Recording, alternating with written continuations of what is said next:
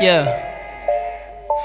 Ndalowa pa get koma palibe mpanda mutu no tita say Rashidi Banda ifenda china Levi girls Kolanda so rare vibranium from Wakanda. Man, I feel good like a kid doing ndingo kwela mwamba sindikutika.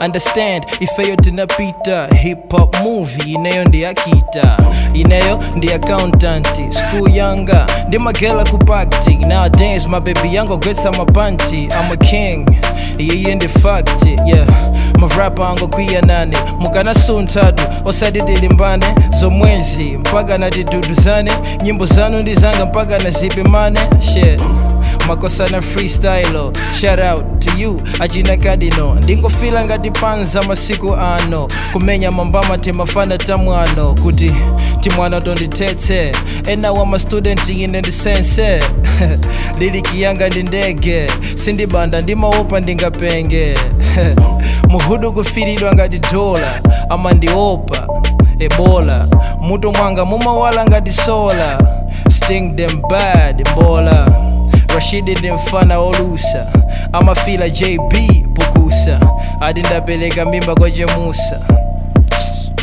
kupusa.